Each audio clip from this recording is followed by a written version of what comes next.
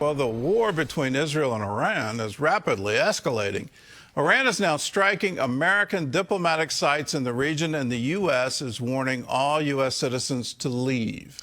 President Trump said the fight could last more than a month, and he promised even stronger strikes, saying the big one is coming soon. Our Middle East correspondent Joshua Swanson has the story. The conflict between Israel and Iran continues to expand, with American forces and diplomatic sites now directly in the crosshairs. Iran hit the U.S. Embassy in Saudi Arabia's capital of Riyadh with a drone strike early Tuesday, causing what Saudi Arabia's defense ministry described as a limited fire and minor damage. It followed an attack the day before on the U.S. Embassy in Kuwait, signaling a widening Iranian response across the region. Iran has attacked targets in a number of other nations, including energy facilities in Saudi Arabia and Qatar. It's also claimed to have closed the Strait of Hormuz, where 20% of the world's oil is shipped. The United States and Israel are intensifying airstrikes inside Iran. President Donald Trump suggested this may only be the beginning of a sustained campaign that could last more than a month. In an interview with the New York Post, Trump refused to rule out sending American troops into Iran if they were necessary. Secretary of State Marco Rubio said the U.S. knew Israel was about to strike and joined in a preemptive strike to prevent higher U.S. casualties from an Iranian retaliation. He also said the attack was necessary. Prime Minister Benjamin Netanyahu said Israel had no choice, calling the threat from Iran urgent. After we hit their nuclear sites and their ballistic missiles program, you'd think they learned a lesson. But they didn't, because they're unreformable. So they started building new sites, new places, underground bunkers that would make their ballistic missile program and their atomic bomb programs immune within months. Trump also said that the largest phase of strikes is still ahead. We haven't even started hitting them hard. The big wave hasn't even happened. The big one is coming soon. The human toll is rising. U.S. military officials confirmed that 6 American service members have been killed in the first 3 days of the war, including troops killed in an Iranian strike on a base housing American forces in Kuwait. At the Pentagon, Defense Secretary Pete Hegseth was asked by a CBN reporter about praying for U.S. forces. As you've said, there are a large amount of U.S. service members that are in harm's way right now. What is your prayer for them? I know we think about them with every decision that we make and every recommendation that we make to the President of the United States. Those recommendations are made prayerfully. And when I pray every day for them and for this mission, I pray simply for the biblical wisdom to see what is right and the courage to do it. The U.S. State Department is urging Americans to immediately depart from more than a dozen Middle Eastern countries, including Israel, as the conflict deepens. With American forces now engaged, evacuation warnings in place, and leaders signaling that more strikes are coming, the Middle East stands on the edge. Joshua Swanson, CBN News, Jerusalem. Well, CBN News Middle East Bureau Chief Chris Mitchell joins us now from Jerusalem. So, Chris, the president said the biggest blow is about to come. What are you hearing and what are analysts saying? What is that?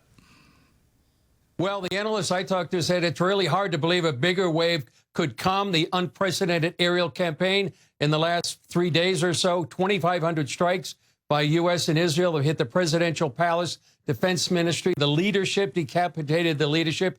They're hitting the IRG headquarters and ongoing efforts to hit the ballistic missile launchers. And they could raise the stakes. One thing they could do, the number of strikes even more. Some have said they could hit more of the nuclear sites, or they could hit Iran's oil infrastructure. But that might affect oil prices. And also if a regime or government comes, they don't want to have that decimated right now. Or some have said it could be rhetoric, just to send a signal, Gordon, to what's left of the Iranian government that the war is far from over. And also just want to let you know that there's a new front in the north that's open.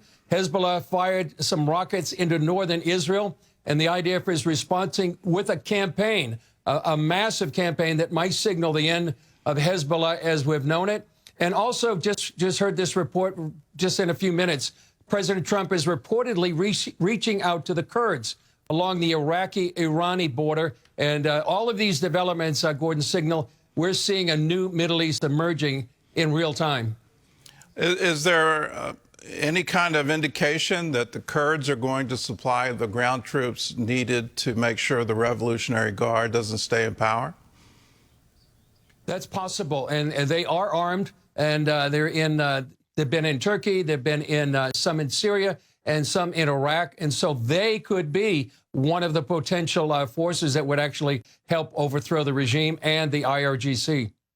Well, today is the Israeli holiday of Purim, when the Jews in Persia were delivered from Haman, the plot to annihilate all of them. Did the Jewish people today see a parallel to the biblical story? And what's the mood in Jerusalem? Well, 100% is the answer I got from a rabbi friend. What's happening right now in the Middle East is not lost on the Jews here in Israel and around the world. The parallels are striking. Some said just word for word. It's the same month. It's the same day. As you said, about 2,500 years ago, there was a genocidal decree that went out from the king to wipe out all the Jews. Yet the man behind that decree, Haman, was wiped out, not the Jews. And so now, 2,500 years later, that genocidal regime that chanted death to Israel for decades is being taken down. Jews read the book of Esther. It's twice on Purim. They call it the Megillah. Some read it in bomb shelters last night. I just heard some are going to read it later today in bomb shelters as well. That's when Haman, the villain, is booed. Mordecai, one of the heroes, is cheered. And the heroine, Queen Esther, is celebrated. And it's the only book in the Bible, Gordon, where the name of God's not mentioned. And yet many people see, you can clearly see his hand. His name is hidden in the text, but his hand wrote every page. And also, finally, there's a tradition here in Purim for some Jewish men to get a little tipsy as celebrated. But this year, they've been instructed not to get drunk. They need to be alert, get themselves and their loved ones to a bomb shelters within a minute's notice. But one person told me there's no need for alcohol to feel how miraculous this is, how historic the moment is. In 2,000 years, many people, he says, are going to be talking about this. And one of them told me that he told their grandchildren, you'll be telling your children years from now what today was like. And they're feeling like they're living in messianic times. Well, the best part of Purim is the cookies. So hopefully they have boxes of cookies in these bomb shelters and they can celebrate that way. For such a time as this, we've been saying it for a long time, and I've heard it my entire life. And here we are for such a time as this. It's incredible. It's an incredible moment in history. Well, Chris Mitchell, thanks for joining with us. Here at home, there are new questions about President Trump's justification for launching airstrikes against Iran. Gary Lane has the story.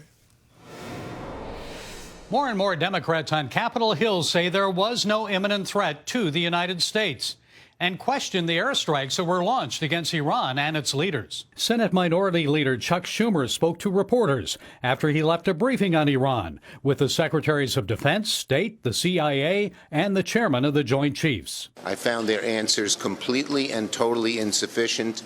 In fact, at least to me, that briefing raised many more questions than it answered. U.S. Secretary of State Marco Rubio says the strikes were a preemptive move. We knew that there was going to be an Israeli action. We knew that that would precipitate an attack against American forces. And we knew that if we didn't preemptively go after them before they launched those attacks, we would suffer higher casualties. U.S. envoy to the Middle East, Steve Witkoff, says Iran was on the brink of developing a nuclear weapon. They were proud that they had evaded all sorts of oversight protocols to get to a place where they could deliver 11 nuclear bombs. The conflict with Iran has nearly stopped shipping through the Strait of Hormuz.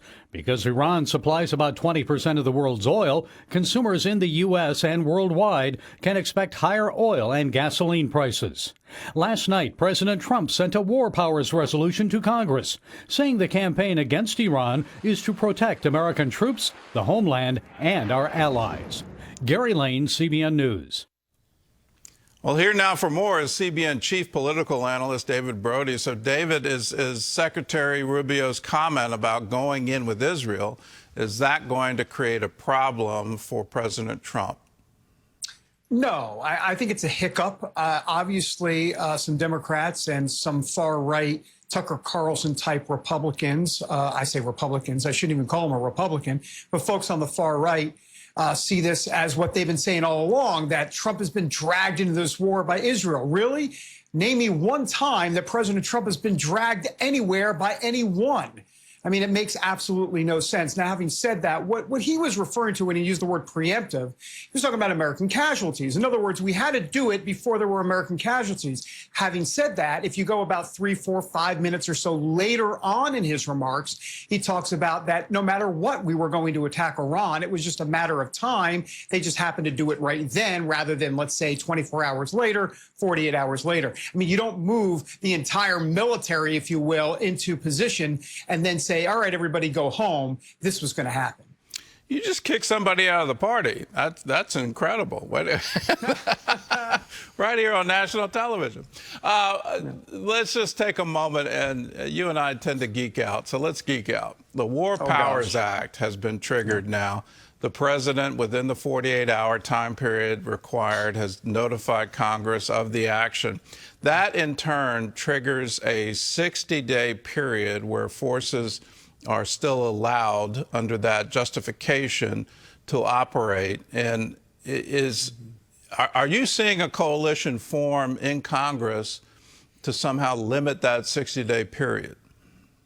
They're trying, but the answer is no. As a matter of fact, there'll be votes Wednesday this week in the Senate, Thursday most likely in the House, to try and limit the president's war powers with this war powers resolution. Both attempts are expected to fail. It'll be close.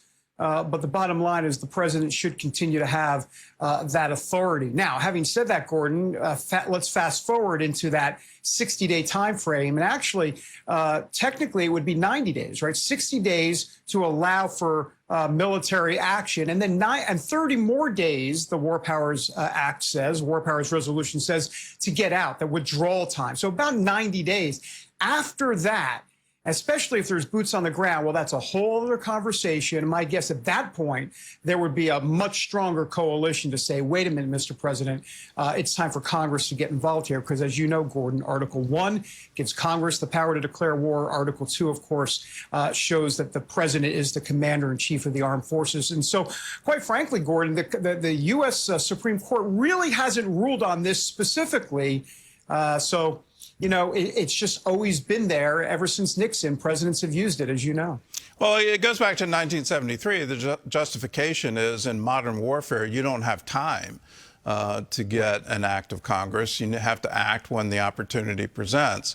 So, you know, the issue is there a threat to the United States? And, you know, from my point of view, what Iran has been doing for 47 years has been a pretty clear threat to the United States. They keep saying death to America. They've sponsored the Houthis. They have death to America on their flag. And they fired in the Biden years, they fired missiles against our Navy ships. If that's not an act of war, I don't know what is. So let's geek out a little bit more. Within the 60-day period, Congress has to authorize the action. Do you think, and that's if they don't, that's what triggers the 30-day withdrawal period. Right. Do you think Congress is going to approve the action? I think that if there is talk and serious talk of boots on the ground, which we've already heard that President Trump has actually said that he's not ruling it out, if that talk and that drumbeat continues, the answer is yes. I think they could very well do that. I think we have to wait and see. As you know, Gordon, this can get squirrely real fast, real quick. All caps, 72 font. So that's a different situation within 60 days of what we've seen transpire since February 28th. So short answer, yeah, I think it could actually, they could curtail some of that power, especially if this goes sideways quickly. I'm concerned about domestic terrorism. I think most Americans are. We keep hearing about sleeper cells. Has the Revolutionary Guard placed agents on our shores? Are they going to be activated? And Congress still hasn't funded the Department of Homeland Security. Are they playing a pretty risky game with the security of every American? Well, what the White House is going to say on this, and it's an interesting way that they kind of spin it, and I say spin it, here are the facts. Let's just get to the facts. the Department of Homeland Security is operating on an essential level, right? I mean, it's non-essential employees that are not getting paid. The paperwork's not getting done. Long-term threat assessments aren't being looked at. But short-term threat assessments are.